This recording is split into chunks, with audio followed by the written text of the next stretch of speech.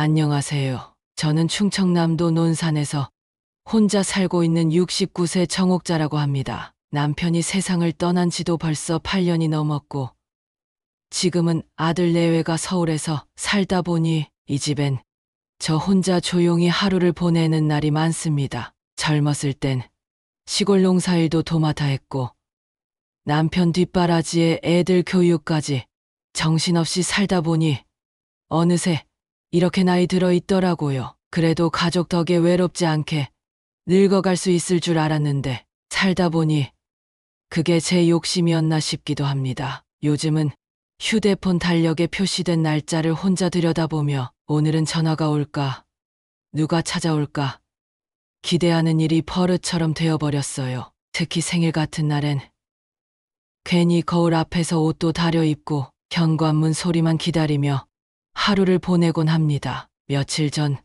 제 생일이었어요. 예전 같으면 손주들 얼굴도 보고 아들 녀석이 장 봐서 음식도 같이 만들고 그랬던 날인데 올해는 참 잊지 못할 하루가 되어버렸네요. 기억하고 싶지 않은 기억이 되어버렸달까요. 그날 아들과 며느리가 건넨 생일상 하나가 제 마음을 얼마나 무너뜨릴 수 있는지, 그리고 그 상 하나로 제가 어떤 결심을 하게 됐는지 오늘은 그 이야기를 해보려 합니다. 제 남편은 한평생 농사꾼이었습니다. 말수가 적고 무뚝뚝한 사람이었지만 책임감 하나는 분명했어요. 논밭에 나가 땀 흘리며 일하고 돌아오면 말없이 제 손에 수고했다고 쥐어주는 막걸리 한 병, 그런 사람이었죠. 저도 그랬습니다. 새벽 4시면 일어나 도시락 싸고 닭 모이 주고 장에 나가 채소 팔고, 지금 생각해보면 젊은 나를 온전히 가족에게 쏟아부었네요. 아들 하나 낳고 그 아이 잘 키워 서울 보내는 이게 제 전부였으니까요. 민수 아버지가 암으로 갑자기 세상을 떠났을 땐 도대체 어떻게 살아야 하나 막막했지만 민수 얼굴 떠올리며 이를 악물고 버텼습니다. 아들은 착한 아이였어요. 서울로 대학 보낸 날 낡은 전기밥솥 옆에 앉아 혼자 울었던 기억이 나네요. 엄마, 꼭 성공해서 모실게요. 그 말 한마디에 마음이 놓였고, 정말 나중엔 번듯한 회사에 취직도 하고 결혼도 했죠. 며느리 지혜를 처음 만났을 때도 참 괜찮은 아이라고 생각했습니다. 예쁘장하고 말도 바르고 명절 때마다 음식도 곧잘 도왔어요. 한때는 같이 반죽하며 웃기도 했습니다. 어머니, 민수가 어릴 적엔 어땠어요? 그렇게 물어보던 며느리의 눈빛이 아직도 기억나요. 결혼 초반 몇 해는 자주 내려왔어요. 명절이면 집에 웃음소리가 가득했고 손주들도 안겨 있었죠. 지혜는 SNS에 제 음식 사진을 예쁘게 찍어 올리고 댓글에 우리 시어머니표 손맛 최고라며 자랑도 했고요. 그런 순간들이 제게는 무척이나 소중했습니다. 하지만 그 웃음소리가 점점 희미해졌습니다. 어머니, 이번 추석은 처갓집 먼저 가도 괜찮죠? 장모님 생신이 겹쳐서요. 양해 부탁드려요. 처음엔 이해했습니다. 나이 들면 배려해야 할 게 많다는 것도 알았고요. 그래서 다녀오렴 하고 보내고 또 보냈죠. 그런데 그게 습관이 되니까 나중엔 아예 연락도 없이 명절을 지나가는 해도 생기더라고요. 그래도 저는 참고 또 참았습니다. 그래, 애들이 바빠서 그렇지. 요즘 젊은 사람들 다 그런 거야. 그런 생각으로 마음을 다독였죠.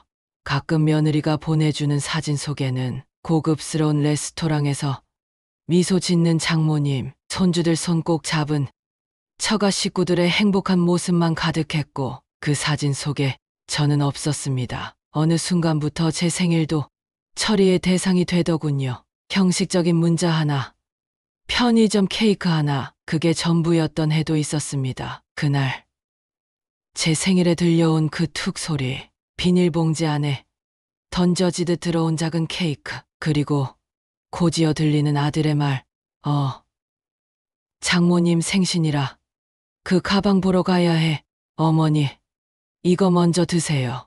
그 말 한마디에 마음 한구석이 꺾여 나가는 것 같았습니다. 그때부터였을 겁니다. 이대로는 안 되겠다는 생각이 가슴 속에서 조용히 자라나기 시작한 건 올해 생일도 조용히 넘기려 했습니다. 기대란 걸 해봤자 돌아오는 건 늘 실망이란 이름의 찬물뿐이었으니까요. 그런데 그날 아들 민수가 전화를 걸어오더군요. 어머니, 오늘 지혜랑 잠깐 들릴게요. 생일이잖아요. 잠깐이라는 말에 괜스레 가슴이 철렁했지만 그래도 마음을 다잡았습니다. 냉장고에 있던 열무김치 꺼내고 며칠 전 만들어 둔 도토리묵도 꺼내 조금이라도 정갈하게 상을 차려보려고 움직였죠.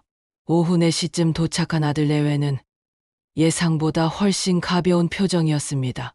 며느리 지혜는 들고 온 작은 종이봉투를 건네며 웃었습니다. 어머님, 생신 축하드려요. 바빠서 제대로 못 챙겼네요. 종이봉투 안엔 편의점 케이크 하나와 5만 원 상품권이 전부였습니다. 정말 이게 다야?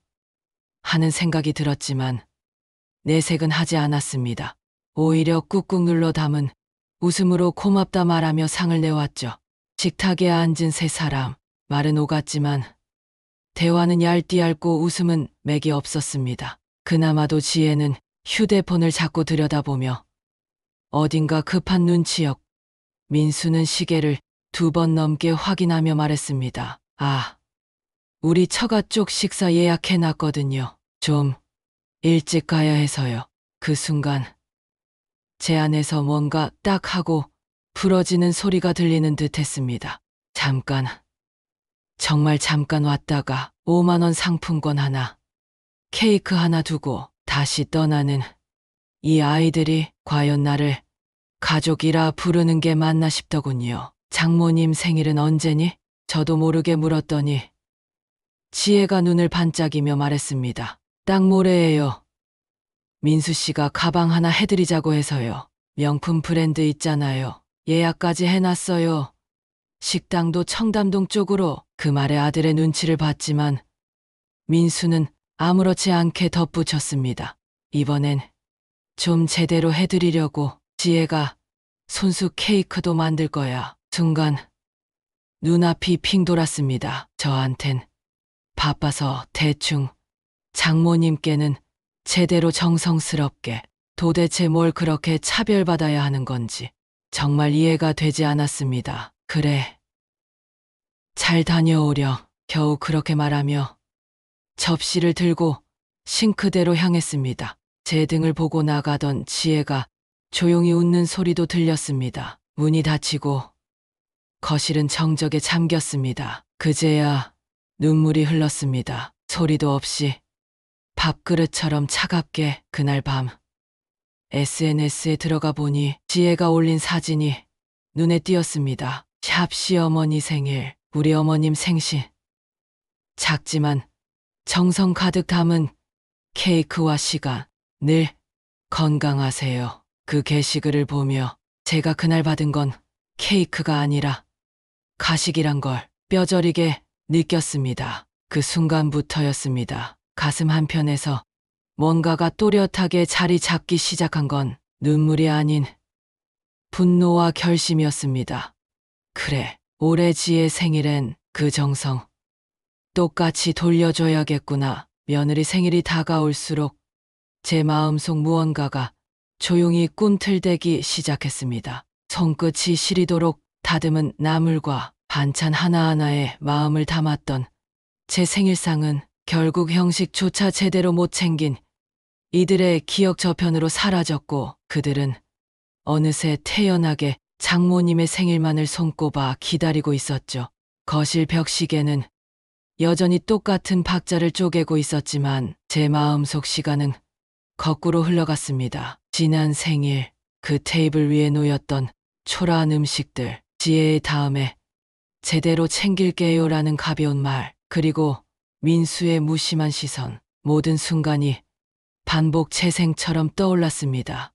그래, 이젠 나도 똑같이 해줘야겠지. 며느리 지혜 생일은 음력 기준으로 4월 말, 올해는 양력으로 6월 초, 주말과 겹치는 날이었습니다. 며칠 전 아들 민수에게 전화가 왔습니다. 어머니, 지혜 생일날 잠깐 시간 괜찮으세요? 지혜가 이번엔 어머니가 상 차려주셨으면 좋겠다고 해서요. 지어머니 손맛이 그립다고요. 말 참 쉽게 하더군요. 그 말 듣는 순간 헛웃음이 나왔습니다. 손맛이 그리워. 지난 내 생일엔 손맛은커녕 인사조차 눈치 보며 하던 사람이 그래. 오늘 내가 제대로 차려줄게. 전화를 끊고 그날부터 준비를 시작했습니다. 시장에 나가 신선한 재료도 사고 집에 들어와 도마 위에 재료를 하나하나 올리면서도 속으론 계속 생각했죠. 뭘 어떻게 돌려줘야 이 애들이 알아챌까. 먼저 며느리가 좋아하는 음식 몇 가지를 기억해냈습니다. 잡채, 오리불고기, 과일 샐러드, 직접 담근 백김치. 그걸 가장 예쁘게 사진 찍기 좋게 상 위에 올려놓는 게 중요했죠.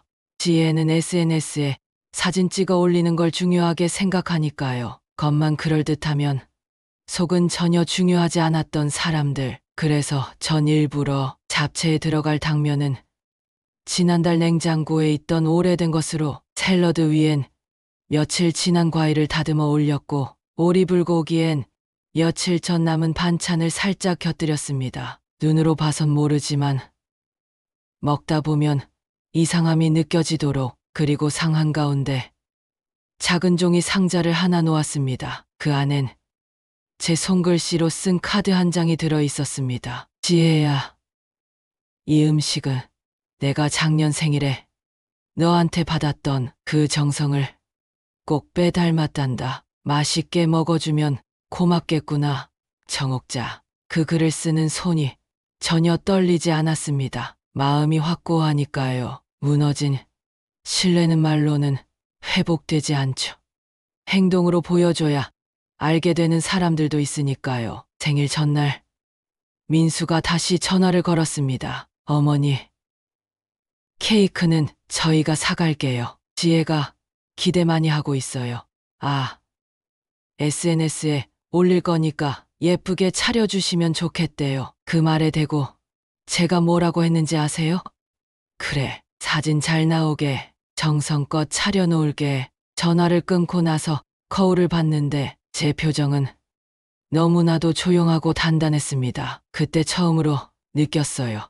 복수도 때론 사랑의 끝이구나. 이젠 아들 내외가 내 진심을 외면한 만큼 나도 똑같이 그들 방식대로 대해줄 생각입니다. 나는 손끝이 아니라 사람 마음을 다듬는 법을 알게 된 사람이니까요. 지혜 생일 당일 아침, 저는 평소보다 더 일찍 일어났습니다. 냉장고 안의 재료들을 꺼내 하나하나 손질하며 마음속으로 조용히 다짐을 되뇌었죠.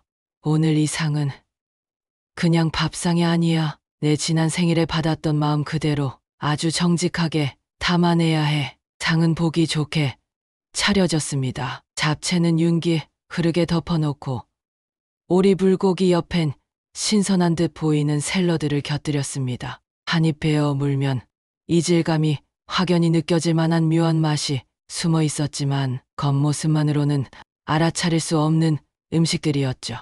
정오쯤 민수와 지혜가 도착했습니다. 지혜는 평소처럼 밝은 얼굴로 인사했습니다. 어머니, 와, 상 너무 예쁘게 차리셨어요. 진짜 인스타 감성이에요.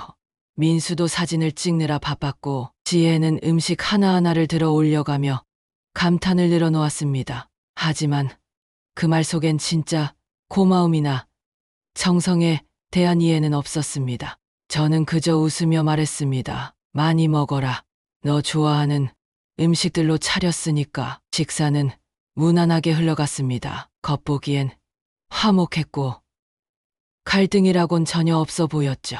민수는 디저트로 사온 케이크를 꺼냈고 지혜는 제게 핸드폰을 내밀며 사진을 찍어달라고 부탁까지 했습니다.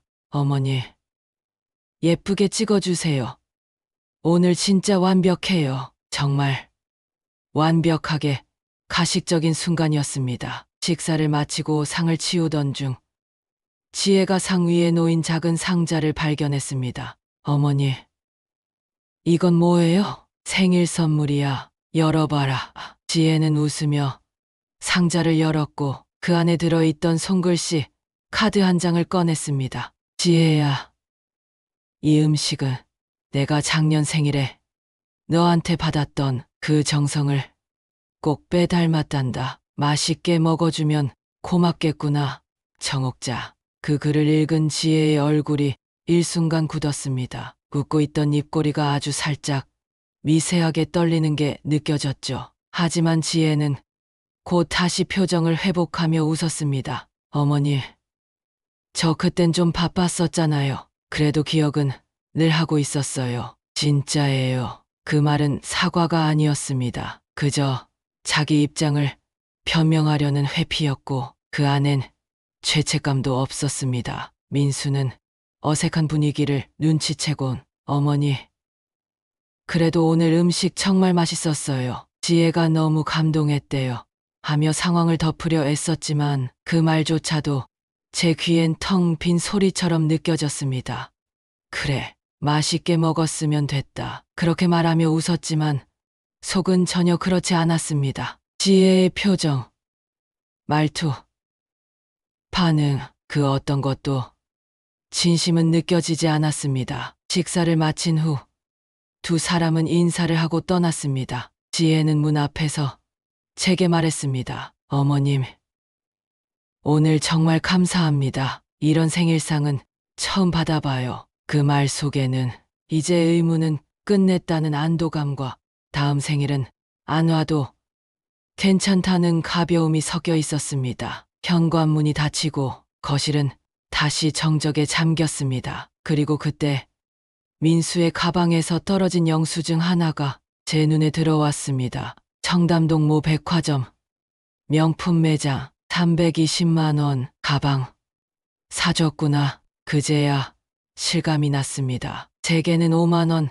상품권과 케이크, 장모에게는 300만 원짜리 가방, 그리고 지혜에게는 그 차이를 아무렇지 않게 받아들이는 감각. 저는 그 영수증을 찢지 않았습니다. 곱게 접어 서랍 한켠에 조용히 넣어두었습니다. 언젠가 다시 꺼내야 할 일이 생길 것 같았기 때문이죠. 며느리 생일상을 차려준 지 일주일쯤 지났을 무렵 민수에게서 문자가 왔습니다. 엄마, 요즘 괜찮으세요?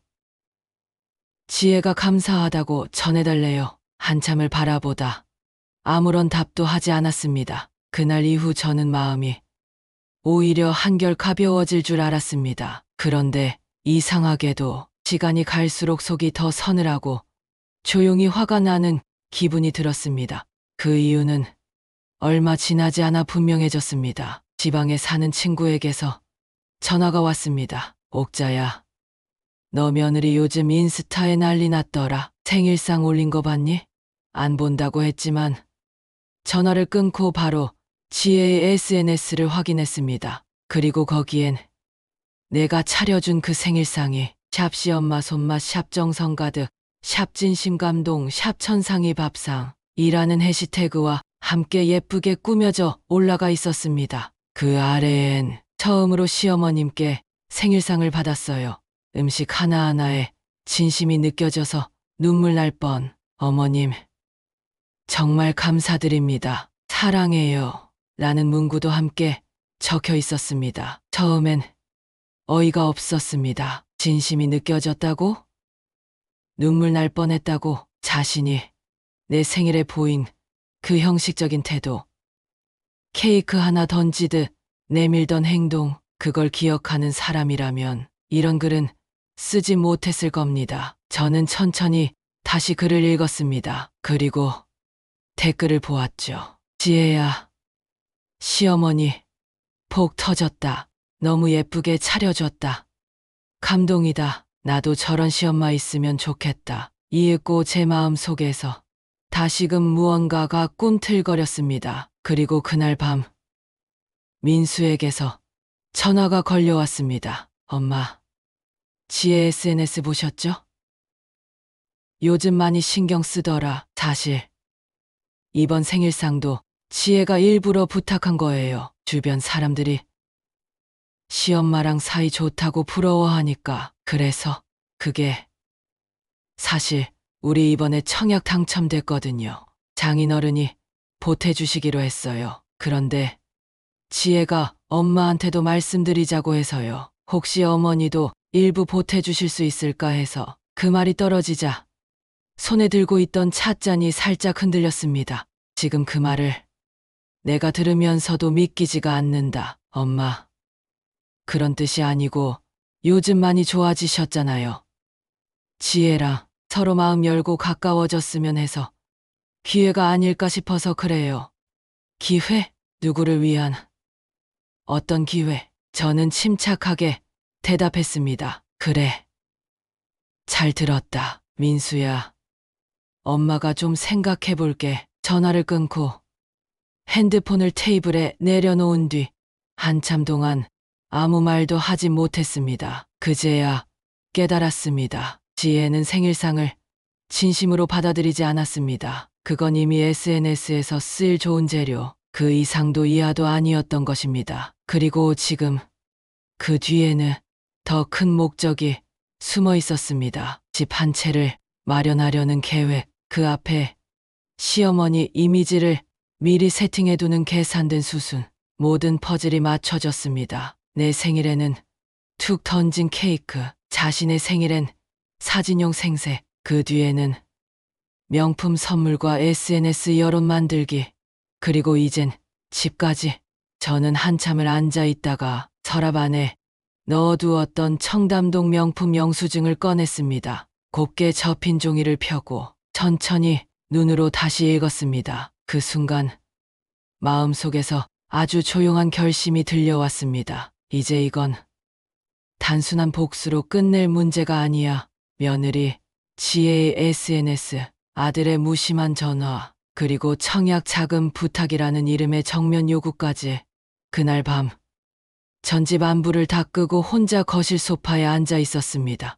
어두운 방 안에서 문득 떠오른 건 지난 몇 년 동안 제가 어떻게 이 집을 지켜왔는가에 대한 자기 회상이었습니다. 젊은 시절부터 아버지 병원비, 시댁 생활비, 민수 학원비까지 허리띠 졸라가며 모은 돈이 어디로 갔는지 떠올렸습니다. 민수가 대학 붙었을 때, 지혜가 처음 집에 인사 왔을 때, 그때 그 아이의 손을 꼭 잡고 우리 딸처럼 지낼 수 있으면 좋겠다던 제 말까지, 그 모든 순간들이 지금 와선 계산된 거래의 기억처럼만 느껴졌습니다. 며칠 뒤 지혜가 또 연락을 해왔습니다. 어머님, 그때 민수 얘기 들으셨죠? 이번 청약 진짜 마지막 기회예요. 저희 아버지도 흔쾌히 보태주신다는데 어머님도 조금만 도와주시면 너무 감사할 것 같아서요. 그 말투는 여전히 예의 바르고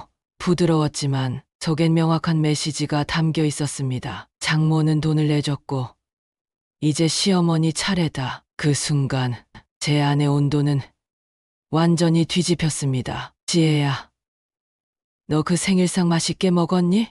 네. 아, 네. 진짜 맛있었어요. 지금도 친구들이 부러워해요. 다들 SNS 보고. 그게 작년에 내가 받았던 생일상이었단다. 기억나니? 내가 가져온 5만 원 상품권이랑 편의점 케이크. 어머님, 그건 그땐 상황이 좀...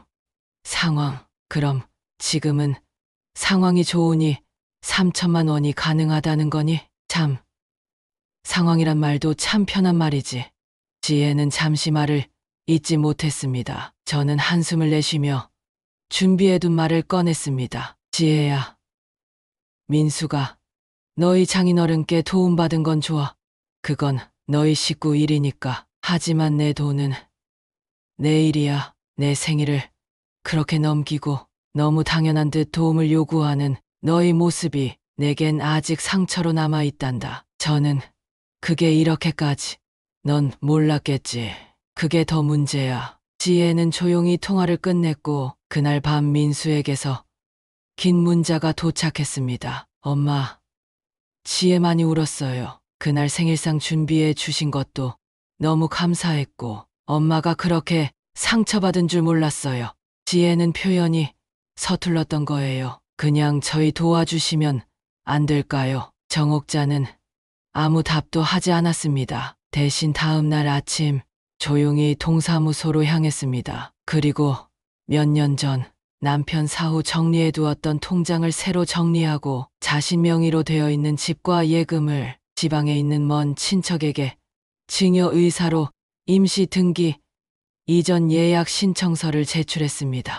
이 돈, 더는 이 아이들이 마음대로 넘볼 수 없게 하자. 그날 정옥자는 처음으로 시어머니라는 이름을 내려놓고 정옥자라는 사람으로 다시 선 듯한 기분이 들었습니다. 그날 밤 민수에게 짧은 문자 하나를 보냈습니다. 이젠 엄마 돈은 엄마 인생을 위해 쓰려 한다. 며칠 후 정옥자는 일부러 아무 말 없이 아들 민수와 며느리 지혜를 집으로 초대했습니다. 겉으로는 단순히 저녁이나 함께하자는 자리였지만 그날 정옥자의 눈빛은 달랐습니다. 민수는 케이크를 사왔고 지혜는 상냥하게 손수 과일을 깎아 들고 왔습니다. 어머니, 오늘은 저희가 상 차릴게요. 지난번처럼 어머님만 고생하실 순 없죠.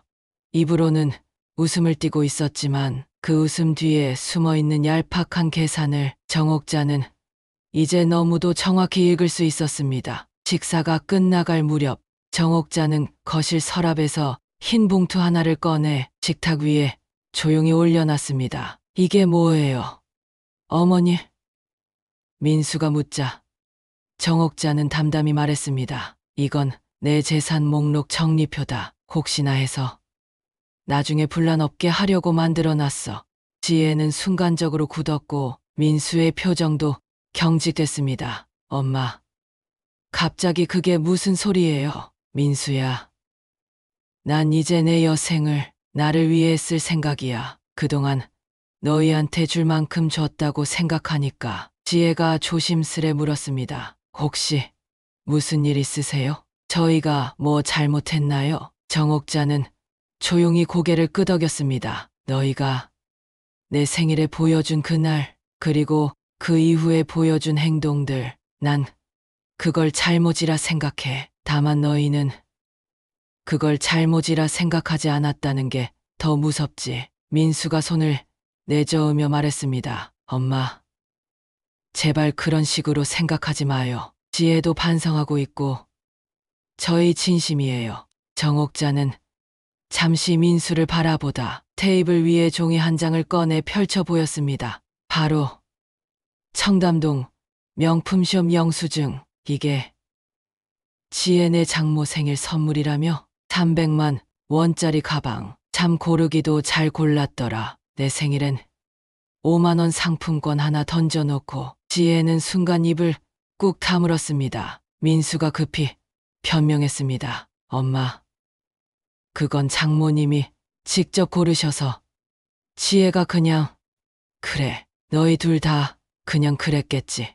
정옥자는 자리에서 조용히 일어났습니다. 그리고 소파 옆 탁자에서 공증 서류 한 묶음을 꺼내 식탁 위에 천천히 내려놓았습니다. 이건 내가 이번 달 안에 정리할 상속 계획이다. 모든 부동산과 현금은 내 이름으로 보존하고 필요시 국가 기부 예정이다. 지혜가 눈을 크게 떴습니다. 어머님, 그건 너무 너무하신 거 아니에요? 너무한 건 내가 내 마음 밟고 올라서면서도 웃으며 감사하다고 말했던 그 순간이었어. 그날 민수는 아무 말 없이 고개만 숙였습니다. 그 애가 뭔가를 이해하기까지 너무 오래 걸린다는 걸 정옥자는 이제야 확실히 알게 됐습니다. 두 사람이 집을 나간 뒤 정옥자는 오랜만에 자신의 방으로 들어가 묵혀두었던 손뜨개실을 꺼냈습니다. 이제부터는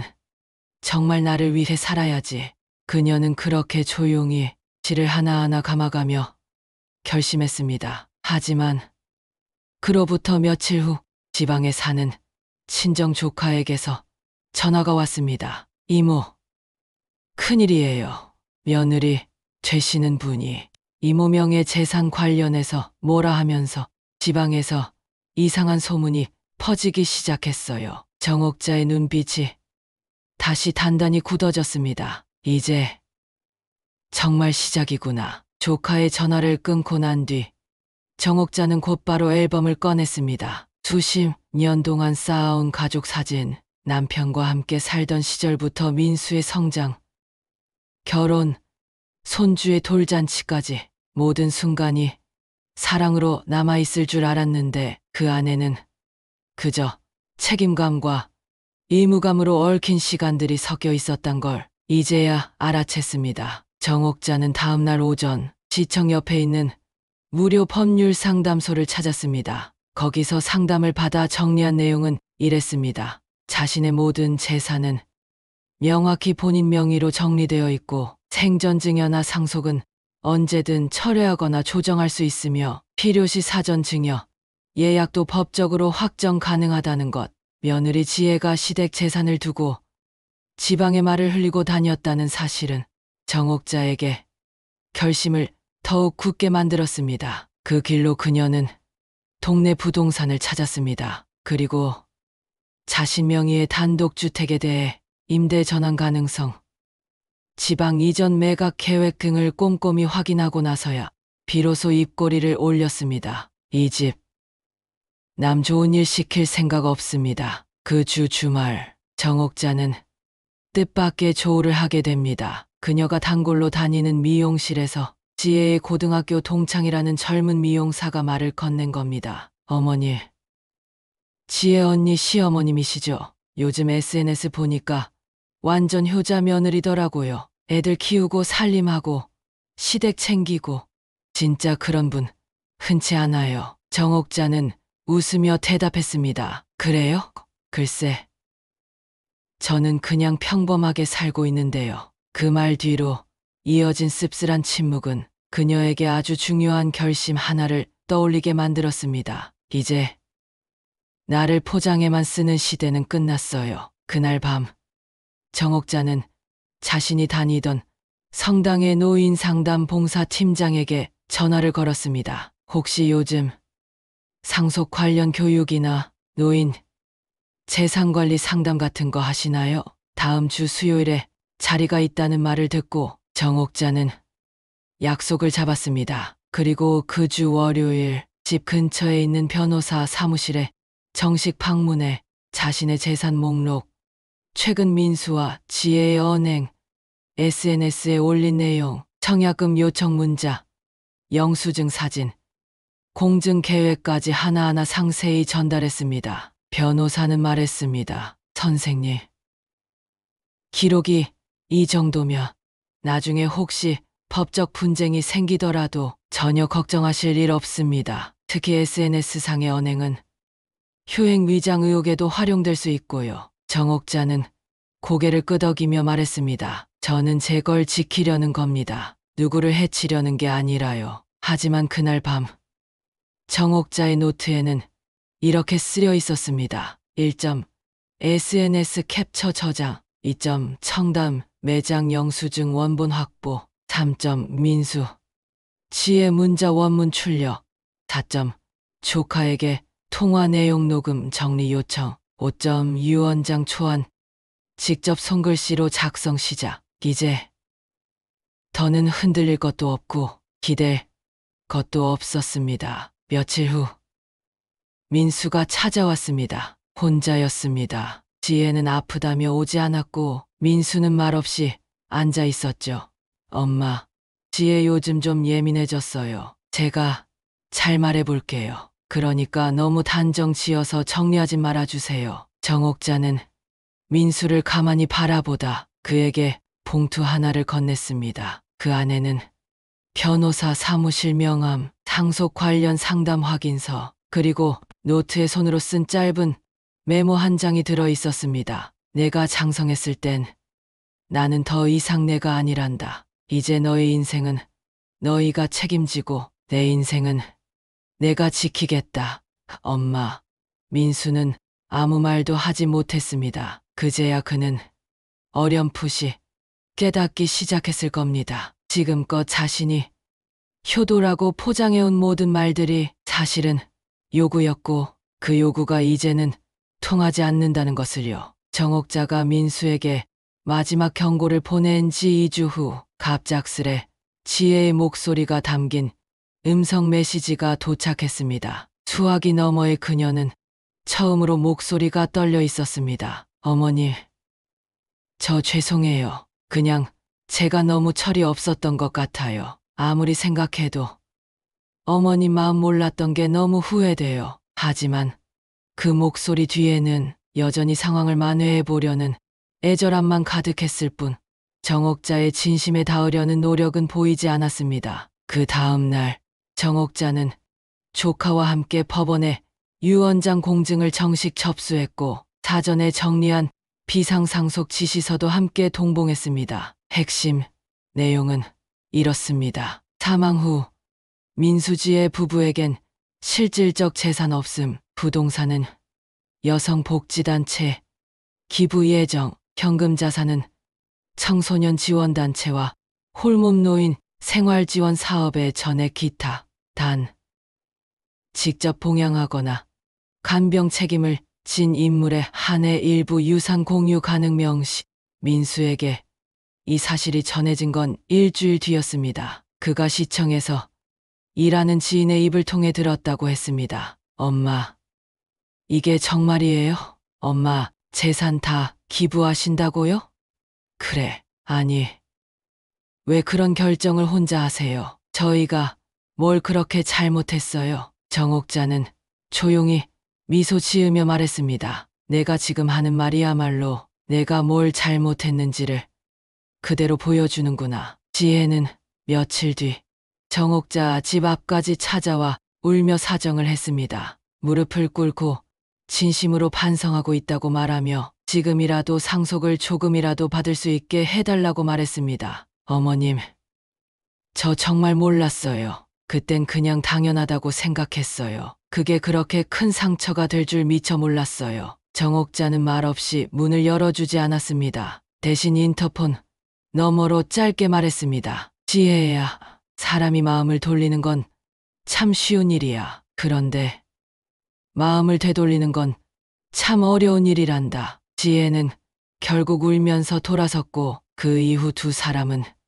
더 이상 집 앞에도 오지 않았습니다. 정옥자는 마지막으로 SNS에 남긴 지혜의 생일상 사진, 게시글을 다시 찾아 들어갔습니다. 그리고 그 아래에 아주 조용히 댓글 하나를 남겼습니다.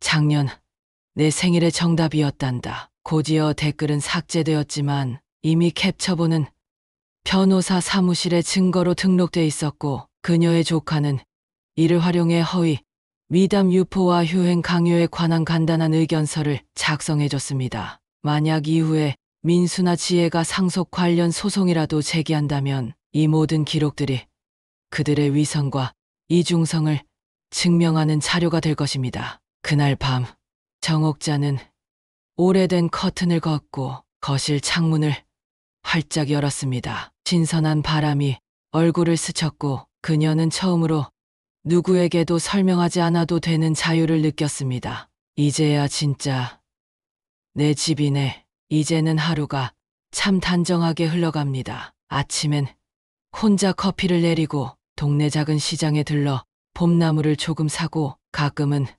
오래된 책을 펼쳐 한참을 앉아있곤 하지요. 누군가는 쓸쓸하겠다고 말할지도 모르겠습니다. 하지만 저는 지금 그 어느 때보다 덜 외롭고 훨씬 자유롭습니다. 민수와 지혜는 더 이상 집을 찾지 않습니다. 문자나 전화도 한동안 없었습니다. 그게 오히려 저에겐 평화를 가져다 주었습니다. 지혜가 울며 집 앞에 서 있던 그날 이후 저는 한동안 많은 생각을 했습니다. 내가 너무 매정했나? 아무리 그래도 피부치인데. 하지만 돌아보면 그 모든 순간들이 결국 저를 위해 필요했던 거리두기였단 걸 깨닫게 됐습니다. 사람 마음은 참 이상하지요. 가깝다고 무조건 따뜻하지도 않고 멀어진다고 반드시 나쁜 것도 아닙니다. 저는 이젠 제가 스스로에게 가장 가까운 사람입니다. 저를 돌보고 보호하고 사랑할 사람은 결국은 나라는 걸 이 나이에 비로소 배운 셈이지요. 얼마 전 성당에서 운영하는 작은 무료 급식소 봉사에 나가기 시작했습니다. 처음엔 망설였지만 제 음식을 받고 고맙다고 말해주는 사람들의 눈빛을 보면서 참 많은 위로를 받았습니다. 이젠 누군가를 위한 음식이 아니라 진심이 닿을 수 있는 음식을 만들고 싶어요. 억지로, 계산으로, 생색으로 차리는 밥상은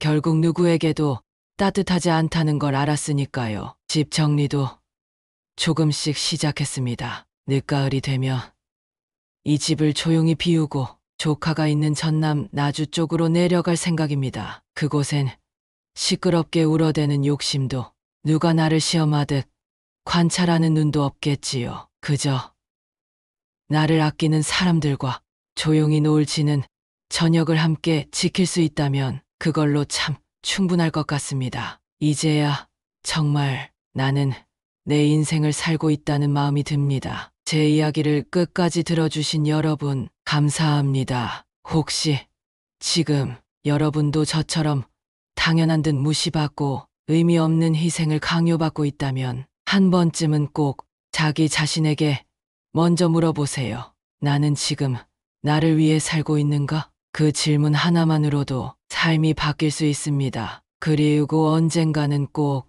누구의 인정보다 더 따뜻한 자기 자신으로부터의 위로를 받게 될 겁니다. 저는 그걸 지금 조용히 배우고 있습니다.